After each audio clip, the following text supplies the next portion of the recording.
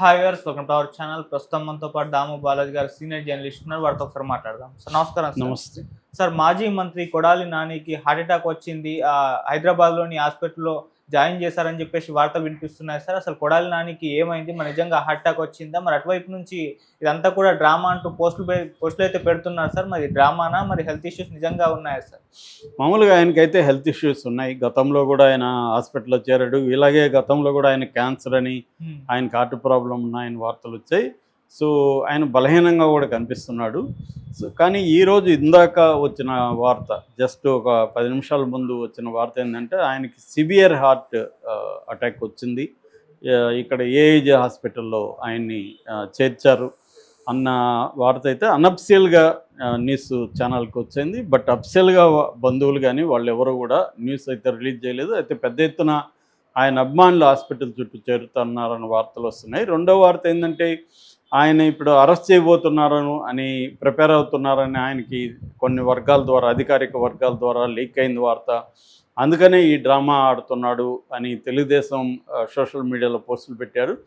అతను కానీ పోలీసులు వదలట్లేదు. పోలీసులు ఆయన్ని ఖచ్చితంగా అరెస్ట్ చేస్తారు. ఆల్రెడీ హాస్పిటల్ చుట్టుముట్టే ప్రయత్నం పోలీసులు చేస్తున్నారని వార్తలు వస్తున్నాయి. ఎందుకంటే ఇటువంటి డ్రామాలో ఆడొచ్చు అని వాళ్ళు ముందే తెలిసి ప్రిపేర్ అయ్యారు వాళ్ళు. అందుకనే ఆయన అరెస్ట్ చేసి గవర్నమెంట్ హాస్పిటల్కి తీసుకెళ్ళి వాళ్ళ సమక్షంలో టెస్టులన్నీ చేస్తారు.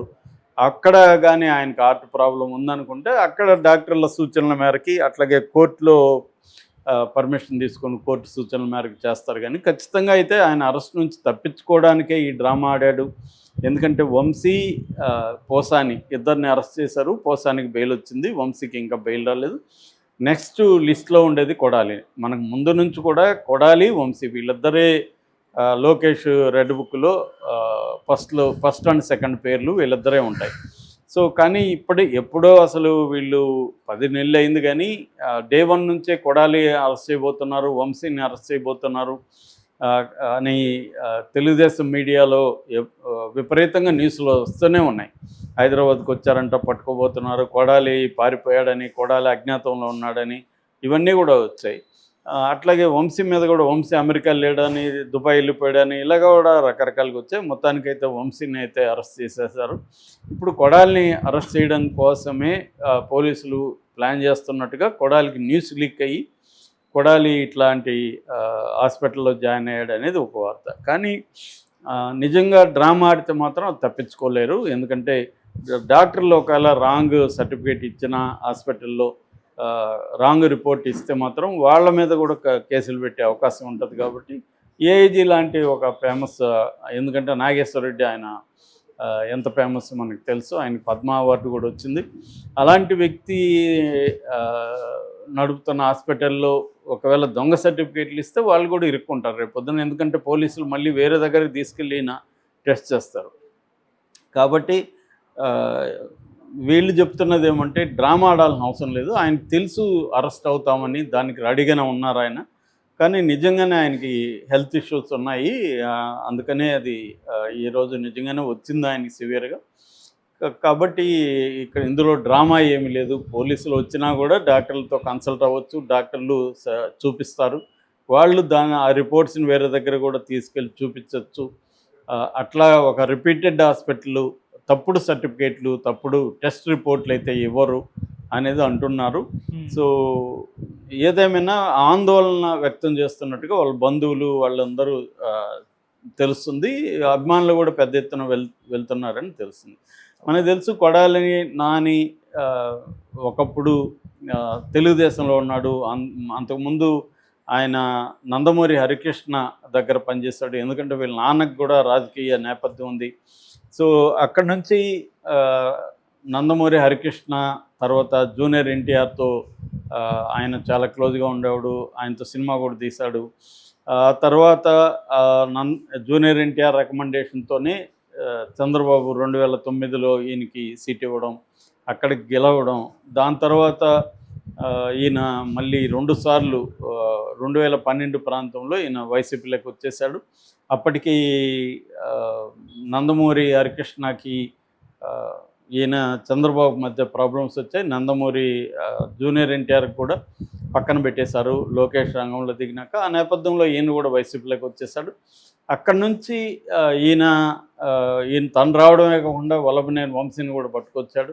అక్కడి నుంచి ఏంటంటే చాలా తీవ్రంగా ఇతను మాట్లాడడం, చంద్రబాబుని, లోకేష్ని, పవన్ కళ్యాణ్ని, అట్లాగే వాళ్ళ ఫ్యామిలీస్ని కూడా దారుణంగా మాట్లాడడం. ఆయన ఏంటంటే అసలు చంద్రబాబు స్థాయి వ్యక్తిని కూడా వాడు వీడేనే మాట్లాడడం, ఇంకా దారుణంగా బాలకృష్ణ అని ఇలాగా ఎవరిని విడిచిపెట్టకుండా అతి దారుణంగా భాష వాడడం. కొడాలి అంటేనే ఒక బూతులు మాట్లాడుతూ అగ్లీగా మాట్లాడుతూ ఉండే ఫిలో అన్నట్టుగా ఆయనకి ఇమేజ్ వచ్చింది. నిజానికి తన అక్కడ గుడివాడ నియోజకవర్గంలో ఆయన ప్రజలకు చాలా దగ్గరగా ఉంటాడు. ఎవరికి ఏదైనా సమస్య వచ్చినా వెళ్తాడు, ఆదుకుంటాడన్న ఇదైతే ఉంది. అందుకని ఆయన 4 సార్లు ఎమ్మెల్యేగా గెలవగలిగాడు. లాస్ట్లో ఓడిపోయాడు. ఆ కాన్ఫిడెన్స్ కూడా ఆయనకు ఉన్నింది. అందుకని నన్ను ఇక్కడ ఓడించలేరు, జగన్ ప్రభుత్వమే మళ్ళీ వస్తుందని కాన్ఫిడెన్స్తో కూడా కొడాలి కానీ మిగతా వాళ్ళు కానీ రెచ్చిపోయారు. సో రెండోది ఏంటంటే తెలుగుదేశంలో కూడా అలాంటి కొడాలి లాంటి బ్యాచ్ చాలామందే ఉన్నారు. సో దానికి ధీటుగా ఒకరిని చూసి ఒకరు వాళ్ళు మాట్లాడుతుంటే వీళ్ళల్లో కొంతమందిని తయారు చేయడం, వీళ్ళని ప్రోత్సహించడం. అంటే తిట్టుకు తిట్టు, ఒకప్పుడు అనేవాళ్ళు కదా కంటికి కన్ను రక్తానికి రక్తం ఇలాగా ఉండేది. అలాగా ఇప్పుడు ఏమైందంటే తిట్టుకు వాడొక తిట్టు తిడితే మనం 10 తిట్లు తిట్టాలి అన్న యాంగిల్లో తయారయ్యారు అన్ని పొలిటికల్ పార్టీలు. ఇక్కడ కూడా చూస్తున్నాం. ఒకప్పుడు ఇక్కడ ఆ కల్చర్ ఉండేది కాదు.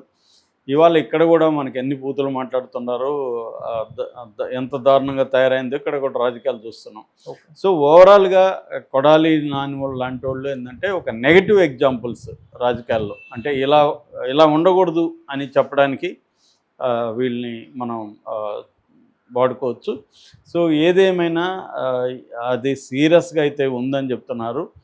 మరి వదిలేస్తారా సీరియస్గా ఉందని పోలీసులు, లేదు ఆయన అరెస్ట్ చేసి తీసుకెళ్ళి వేరే హాస్పిటల్, గవర్నమెంట్ హాస్పిటల్లో కానీ లేకపోతే వాళ్ళ ఆధ్వర్యంలో కొంత ప్రైవేట్ హాస్పిటల్లో, ఒక్కొక్కసారి కోర్టు కొన్ని ప్రైవేట్ హాస్పిటల్లో టెస్ట్ చేయమని చెప్తుంది. ఎందుకంటే సీరియస్ హార్ట్ ఇష్యూస్ ఉన్నప్పుడు government hospital may not be equipped with such kind of thing అనమాట.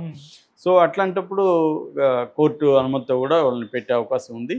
ప్రస్తుతానికైతే ఏఐజీ డాక్టర్లు ఇచ్చే దీని బేస్ చేసుకొని ఆయన పరిస్థితి ఉంటుంది. ఒకవేళ ఆయన ఆరోగ్యం కొద్దిగా మెరుగుపడితే పడిందని డాక్టర్లు సర్టిఫికేట్ ఇస్తే మాత్రం ఖచ్చితంగా ఆయన అరెస్ట్ చేసి తీసుకెళ్ళే అవకాశాలు కనబడుతున్నాయి. లేదు నిజంగానే ఆయనకి సీరియస్గా ఉంటే మాత్రం అది ఆందోళనకరమే. సో వీళ్ళ పరిస్థితి చూస్తే, అంటే బంధువులు కానీ తన అభిమానుల పరిస్థితి చూస్తే ఆయనకి సీరియస్గానే ఉందనేది అభిప్రాయం అయితే కలుగుతుంది. దీని మీద ఇప్పటివరకు ఇటు పోలీసులు కానీ